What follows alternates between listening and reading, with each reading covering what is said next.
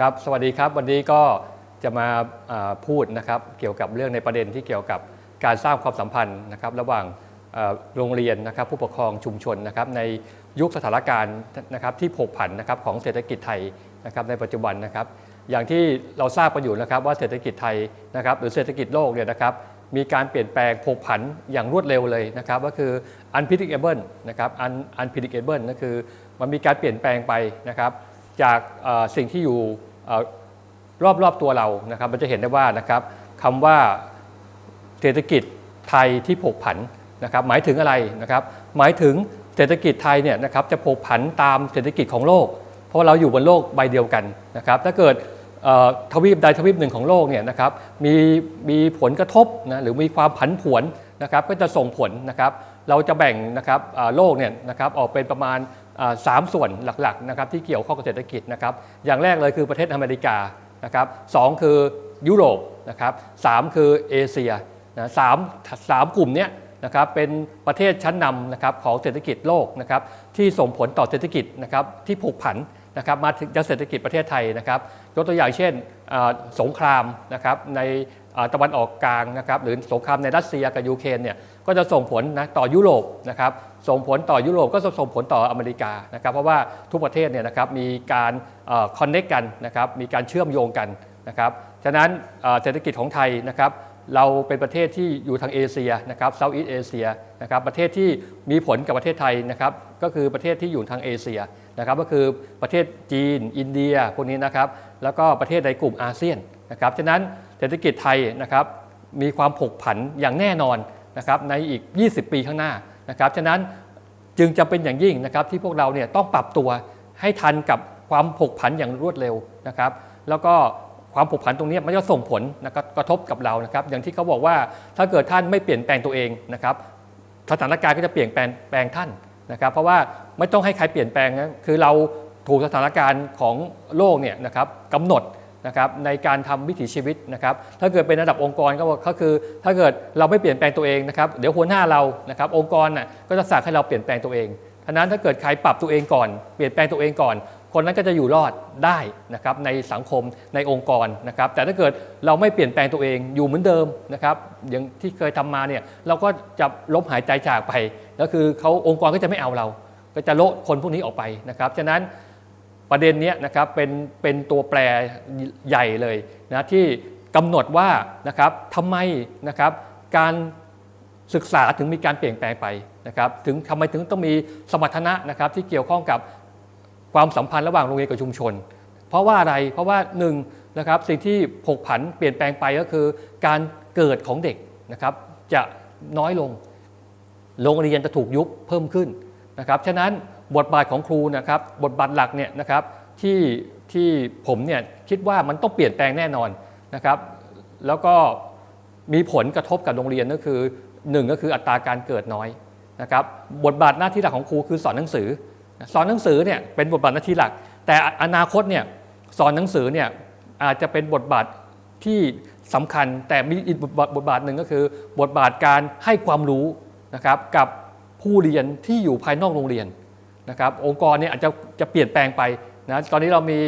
การศึกษา3อย่างคือการศึกษาในระบบการศึกษานอกระบบการศึกษาตามอัธยาศัยโรงเรียนเนี่ยจะเน้นการศึกษาในระบบแต่อนาคตเนี่ยไม่เกิน10 ปีเนี่ยโรงเรียนจะต้องเน้นการศึกษานอกระบบแล้วก็การศึกษาตามอัธยาศัยเพราะว่าโรงเรียนเนี่ยเป็นศูนย์กลางของการศึกษานะครับคนเก่งๆเนี่ยอยู่ในโรงเรียนนะครับฉะนั้นการกำหนดสมรรถนะตัวนี้นะครับหมายความว่าอย่างไรหมายความว่ารัฐบาลเนี่ยภาครัฐเนี่ยเห็นแล้วอนาคตว่าเด็กในระบบเนี่ยจะน้อยลงฉะนั้นโรงเรียนจะต้องไปหาผู้เรียนเราจะเรียกว่าผู้เรียนจะไม่เรียกนักเรียนฉะนั้นบทบาทของโรงเรียนเนี่ยก็คือสอนนักเรียนในโรงเรียนและให้ความรู้กับผู้เรียนนอกโรงเรียนนะครับก็คือชุมชนนะครับฉะนั้นบทบาทนี้จะมาเป็นบทบาทอีกบทบาทหนึ่งเพื่อให้เรามีภาระหน้าที่ในการทำงานนะครับถ้าเกิดเราไม่มีนักเรียนในระบบน้อยเรายังมีประชาชนในชุมชนที่เราให้ความรู้เพราะว่าผู้บริหารครูเนี่ยนะครับมีองค์ความรู้เยอะนะครับจบระดับปริญญาเอกปริญญาโทมานะครับองค์ความรู้ตรงนี้เหมือนกับปัญญาเนี่ยนะครับจะต้องนำไปใช้ในการสร้างพัฒนาชุมชนนะครับแล้วก็ทำให้ชุมชนเนี่ย มีความอยู่ดีกินดีมีความผาสุกรองรับต่อการเปลี่ยนแปลงผกผันในยุคเศรษฐกิจได้นะครับแล้วก็กฎหมายเนี่ยเขาก็นโยบายบอกมาแล้วนโยบายของภาครัฐนะครับในพรบการศึกษาเนี่ยนะครับบอกว่านะครับบทบาทหนึ่งของผู้บริหารเนี่ยก็คือบทบาทในเรื่องของการสร้างความสัมพันธ์ระหว่างโรงเรียนกับชุมชนนะครับฉะนั้นตรงนี้โรงเรียนที่เปลี่ยนแปลงนะครับที่รู้ว่าอนาคตเด็กจะน้อยลงเขาปรับใหม่แล้วปรับในเรื่องของนโยบายใหม่ก็คือเพิ่มนโยบายเลยนะครับไปดูได้เลยนะครับโรงเรียนบางโรงเรียนจะเขียนว่านโยบายในการสร้างความสัมพันธ์ระหว่างโรงเรียนกับชุมชนพอกำหนดนโยบายนี้ขึ้นมาเป็นนโยบายอีกด้านหนึ่งนะครับแล้วก็กำหนดกลยุทธ์ขึ้นมานะครับในการทำยุทธศาสตร์นะครับในการวิเคราะห์นะครับจุดแข็งจุดอ่อนนะครับของโรงเรียนนะครับโอกาสอุปสรรคของชุมชนนะครับเขาวิเคราะห์เสร็จปุ๊บเขาก็ลงพื้นที่นะครับไปหาโจทย์ในพื้นที่นะไปหาข้อมูลในพื้นที่ไปศึกษาชุมชนนะครับโดยใช้หลักการมีส่วนร่วมนะครับอันนี้เป็นหลักในการสร้างความสัมพันธ์ระหว่างโรงเรียนกับชุมชนนะครับก็คือหลักง่ายๆนะครับก็คือโรงเรียนนะครับชุมชนนะครับแล้วก็วัดนะครับเราจะใช้หลักผสมผสานในการบริหารจัดการเนี่ยนะครับพบว่านะครับในการทำสิ่งใดสิ่งหนึ่งเนี่ยไม่สามารถใช้ทฤษฎีหรือแนวคิดเดียวดายได้นะแบบดิ่งเดียวอย่างเดียวแบบทฤษฎีเดียวแนวคิดเดียวไม่ได้นะครับการพัฒนาเนี่ยก็ต้องใช้หลายหลักทฤษฎีหลายหลักแนวคิดมาบูรณาการผสมผสานกันนะครับฉะนั้น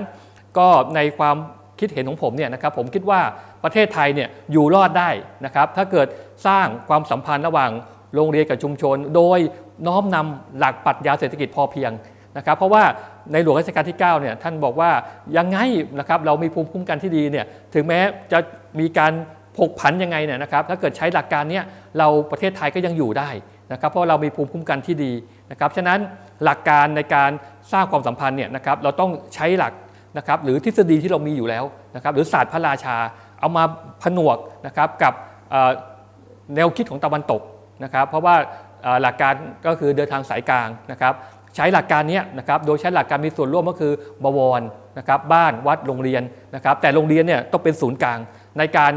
ารมอนิเตอร์ในการประสานงานนะครับสื่อสารนะครับกับชุมชนนะครับโดยใช้ศักยภาพของผู้บริหารนะครับฉะนั้นอย่างแรกเลยผู้บริหารจะต้องมีวิสัยทัศน์ที่ชัดเจนนะครับในการมองเห็นภาพว่าอนาคตเนี่ยจะมีผู้เรียนน้อยนะครับเศรษฐกิจจะมีการเปลี่ยนแปลงไปนะครับแล้วก็นวัตกรรมจะเข้ามาแทนที่นะครับในการที่จะมีบทบาทสำคัญในการสื่อสารนะครับฉะนั้นเราจะใช้บทหน้าที่นี้นะหลักการนี้มาทำอย่างไรในการสื่อสารนะครับผมก็จะไม่พูดถึงผู้เรียนนะครับเพราะผู้เรียนเนี่ยมันเป็นเขาเรียกว่าเป็นกลุ่มหลักแล้วเราเข้าใจแล้วเราเคยสอนแล้วแต่อีกกลุ่มหนึ่งเนี่ยที่เป็นผู้เรียนที่ผกผันเพราะว่าประชากรมีความแตกต่างกันนะครับตามพื้นที่ตามภูมิศาสตร์นะครับความรู้ก็แตกต่างกันวัฒนธรรมก็แตกต่างกันนะครับแล้วก็พื้นฐานทางครอบครัวก็แตกต่างกันนะครับที่เขาเรียกว่าพหุวัฒนธรรมนะครับตรงนี้มันมีความหลากหลายมากเลยนะครับฉะนั้นบริบทของโรงเรียนคือต้องไปดูพื้นที่ดูความหลากหลายนะครับแล้วก็เอาตรงนี้มาเป็นโจทย์ในการกำหนดนะครับแผนยุทธศาสตร์หรือโครงการต่างๆที่ลงไปนะครับช่วยเหลือสังคมตรงนี้นะครับอย่างแรกเลยคือ1นะครับผู้บริหารและครูเนี่ยยังมีความสำคัญนะในการให้การศึกษาอยู่เหมือนเดิมนะครับถึงแม้นักเรียนจะลดไปก็ไม่เป็นไรนะครับแต่ประชาชนในชุมชนเนี่ยเยอะโดยเฉพาะในสังคมผู้สูงอายุยังมีอีกเยอะเลยนะครับเพราะว่าเหมือนกับว่าพีระมิดรูปคว่ำนะครับเด็กมันเกิดน้อยแต่ว่าผู้บริหารเนี่ยนะครับที่มองว่าคนระดับผู้สูงอายุเนี่ยอยู่เยอะนะครับตรงนี้คือกลุ่มผู้เรียนของเรานะครับที่เราจะไปทำอย่างไรให้เขามีความรู้นะครับฉะนั้นหลักการตรงนี้นะครับถ้าเกิดเราปรับตัวอย่างรวดเร็วเนี่ยนะครับเราก็จะไปทำแผนกลยุทธ์นะครับโครงการที่ลงไปชุมชนนะครับไปให้ความรู้กับชุมชนนะครับไปช่วยเหลือชุมชนและนำชุมชนเนี่ยเข้ามาในโรงเรียนนะครับโดยจัดเก็บองค์ความรู้ของชุมชนนะครับแล้วก็นำมาใช้เป็นหลักสูตรท้องถิ่นเพื่อให้นักเรียนเกิดการเรียนรู้นะครับฉะนั้นการพัฒนานะครับหลักการมีส่วนร่วมเนี่ยนะครับจะต้องใช้หลักแบบผสมผสานนะครับก็คือเป็น two way นะครับ communication นะครับแล้วก็เป็น two way เขาเรียกว่า2ระบบนะครับก็คือระบบภายในระบบภายนอกแล้วก็เมิร์จระบบภายนอกกับระบบภายในเนี่ยเข้ามาด้วยกัน นะครับก็จะเกิดโมเดลใหม่รูปแบบใหม่นะครับที่อาจจะใช้คำว่ารูปแบบนะครับในการสร้างความสัมพันธ์ระหว่างโรงเรียนกับชุมชนโดยใช้หลักปรัชญาเศรษฐกิจพอเพียงนะครับเพื่อเสริมสร้างความเข้มแข็งให้กับชุมชนนะครับในอนาคตนะครับแล้วก็เราก็จะมั่นใจได้ว่านะครับในการสร้างความสัมพันธ์ระหว่างโรงเรียนกับชุมชนเนี่ยนะครับโดยมีกลุ่มนะครับผู้เรียนนะครับอีกกลุ่มหนึ่งนะครับแล้วก็กลุ่มนี้เป็นกลุ่มสำคัญนะครับที่จะทำให้ประเทศชาติของเราเนี่ยประสบกับความมั่นคงมั่นคั่งยั่งยืนนะครับก็ขอฝากไว้ท่านี้นะครับสุดท้ายเลยนะครับก็คือถ้าเกิดผู้บริหารครูนะครับเล็งเห็นอนาคตว่านะครับเด็กจะน้อยแต่ไม่ต้องกลัวนะครับวันนี้เรา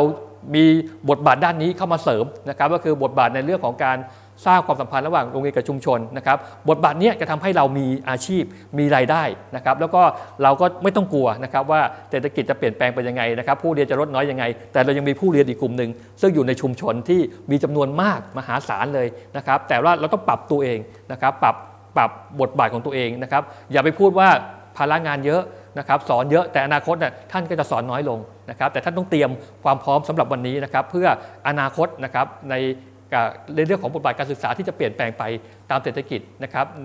ในยุคผันผวนนะครับก็วันนี้นะครับก็ขอพูดสั้นๆเพียงเท่านี้นะครับขอบคุณมากครับสวัสดีครับ